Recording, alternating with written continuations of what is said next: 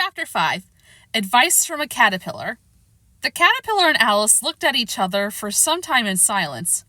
At last the caterpillar took the hookah out of its mouth and addressed her in a languid, sleepy voice. "Who are you?" said the caterpillar. This was not an encouraging opening for a conversation. Alice replied rather shyly, I hardly know, sir. Just at present, at least, I know who I was when I got up this morning, but I think I must have been changed several times since then." "What do you mean by that?" said the caterpillar sternly. "Explain yourself." "I can't explain myself, I'm afraid, sir," said Alice, "because I'm not myself, you see." "I don't see," said the caterpillar. "I'm afraid I can't put it more clearly," Alice replied very politely, "for I can't understand it myself to begin with. And being so many different sizes in a day is very confusing." "It isn't," said the caterpillar. "Well, perhaps you haven't found it so yet," said Alice, "but when you have to turn into a chrysalis, you will someday, you know, and then after that into a butterfly. I should think you'd feel it a little queer, don't you?" "Not a bit," said the caterpillar. "Well, perhaps your feelings may be different," said Alice. "All I know is it would feel very queer to me." "You?" said the caterpillar contemptuously. "Who are you?" Which brought them back again to the beginning of the conversation. Alice felt a little irritated at the caterpillars making such very short remarks, and she drew herself up and said very gravely, "I think you ought to tell me who you are first." "Why?" said the caterpillar. Here was another puzzling question, and as Alice could not think of any good reason, and the caterpillar seemed to be in a very unpleasant state of mind, she turned away. "Come back," the caterpillar called after her. "I've something important to say." This sounded promising, certainly. Alice turned and came back again. "Keep your temper," said the caterpillar. "Is that all?" said Alice, swallowing down her anger as well as she could. "No," said the caterpillar. Alice thought she might as well wait, as she had nothing else to do. And perhaps, after all, it might tell her something worth hearing. For some minutes it puffed away without speaking, and at last it unfolded its arms, took the hookah out of its mouth again, and said, "So you think you're changed, do you?" I'm afraid I am, sir," said Alice. "I can't remember things as I used to, and I don't keep the same size for 10 minutes. "Can't remember what things?" said the caterpillar. "Well, I've tried to say, 'How doth the little busy bee,' but it all came out different. Alice replied in a very melancholy voice. "Repeat you are old Father William," said the caterpillar. Alice folded her hands and began. "You are old Father William," the young man said, "and your hair has become very white. And yet you insistently stand on your head. Do you think at your age it is all right?" "In my youth," Father William replied to his son, "I fear it might injure the brain. But now that I'm perfectly sure I have none, why, I do it again and again." "You are old," said the youth, "as I mentioned before, and have grown most uncommonly fat. Yet you turned a backward somersault in at the door. Pray, what is the reason of that?" "In my youth," said the sage, as he took his grey locks, "I keep all my limbs very suppy.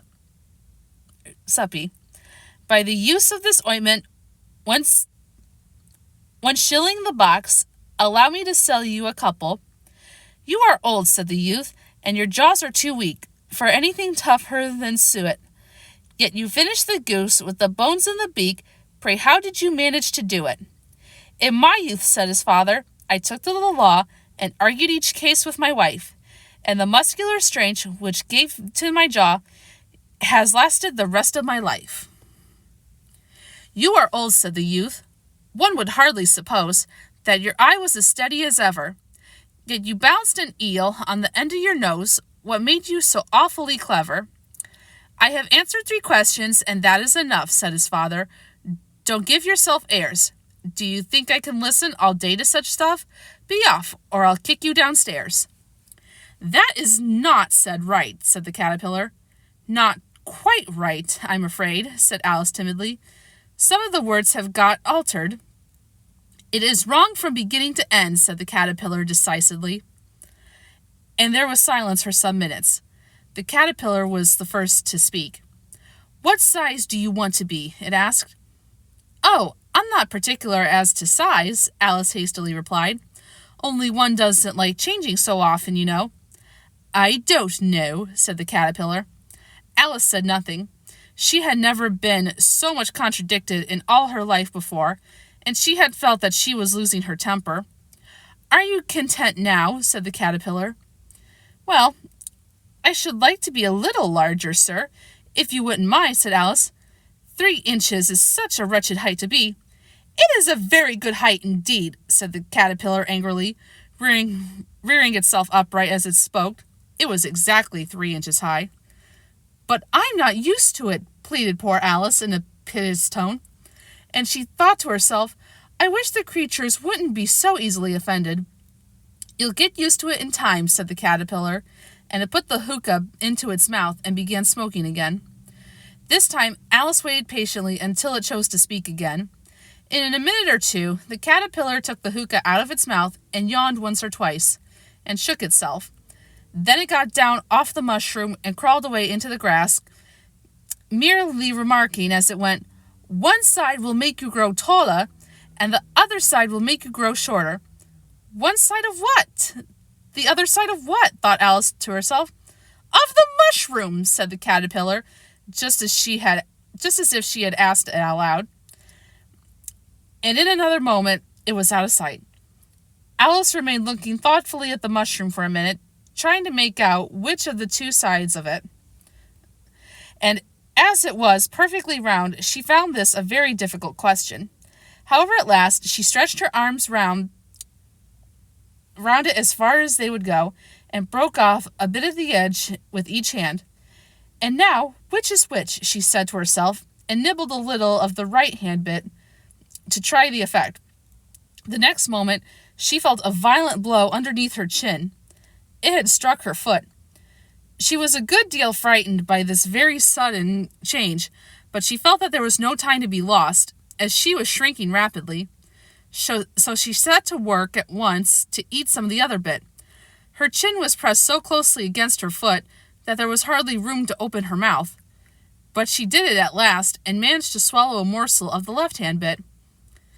Come, my head's free at last, said Alice in a tone of delight, which changed into alarm in another moment, when she found that her shoulders were nowhere to be found, and all she could see when she looked down was an immense length of neck, which seemed to rise like a stalk out of the sea of green leaves that lay far below her. What can all that green stuff be? Said Alice. And where have my shoulders got to? And, oh, my poor hands! How is it I can't see you? She was moving them about as she spoke, but no result seemed to follow, except a little shaking among the distant green leaves. And there seemed to be no chance of getting her hands up to her head. She tried to get her head down to them, and delighted to find that her neck would bend about easily in any direction, like a serpent. She had just succeeded in curving it down into a graceful zigzag, and was going to dive in among the leaves, which she found to be nothing but the tops of the trees under which she had been wandering, when a large hiss made her draw back in a hurry. A large pigeon had flown into her face, and was beating her violently with its wings. Serpent! Screamed the pigeon. I'm not a serpent, said Alice indignantly. Let me alone. Serpent, I say, repeated the pigeon, but in a more subdued tone, and added a kind of sob. I've tried every way, but nothing seems to suit them. I have the least idea what you're talking about, said Alice. I've tried the roots of trees, I've tried banks, and I've tried hedges, the pigeon went on without attending to her. But those serpents! There's no pleasing them. Alice was more and more puzzled, but she thought there was no use in saying anything more until the pigeon had finished. As if it wasn't trouble enough hatching the eggs, said the pigeon, but I must be on the lookout for serpents night and day. Why, I haven't had a wink of sleep in these 3 weeks. I'm very sorry you've been annoyed, said Alice. who was beginning to see its meaning.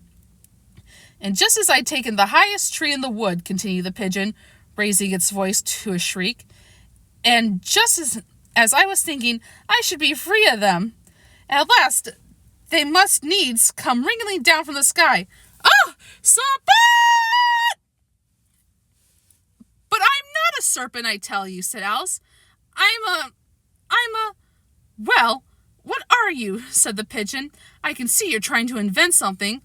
I'm a little girl, said Alice rather doubtfully, as she remembered the number of changes she had gone through that day.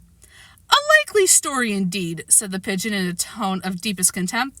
I've seen a good many little girls in my time, but never one with such a neck as that. No, you're a serpent, and there's no use denying it. I suppose you'll be telling me next that you never tasted an egg. I have tasted eggs, certainly, said Alice, who was a very truthful child, but little girls eat eggs quite as much as serpents do, you know. I don't believe it, said the pigeon. But if they do, why then they're a kind of serpent. That's all I can say. This was such a new idea to Alice that she was quite silent for a minute or two, which gave the pigeon the opportunity of adding, You're looking for eggs. I know that well enough. And what does it matter to me whether you're a little girl or a serpent? It matters a good deal to me, said Alice hastily, but I am not looking for eggs, as it happens, and if I was, I wouldn't want yours. I don't like them raw. Well, be off then, said the pigeon in a sulky tone, as it settled down again into its nest. Alice crouched down among the trees as well as she could, for her neck kept getting entangled among the branches, and every now and then she had to stop and untwist it. After a while, she remembered she still held the piece of mushroom in her hands, and she set to work very carefully, nibbling first at one and then the other, and growing sometimes taller and sometimes shorter until she had succeeded in bringing herself down to her usual height. It was so long since she had been anything near the right size that it felt quite strange at first, but she got used to it in a few minutes and began talking to herself as usual. Come, there's half my plan done now. How puzzling all these changes are. I'm never sure what I'm going to be from one minute to another. However, I've got back to my right size. The next thing is to get into that beautiful garden. How is that to be done, I wonder? As she said this, she suddenly came upon an open place with a little house in it about 4 feet high. Who lives there? Thought Alice. It'll never do to come upon them this size. Why, I should frighten them out of their wits. So she began nibbling at the right-hand bit again, and did not venture to go near the house till she had brought herself down to 9 inches high. And I hope you guys will join me for the next chapter.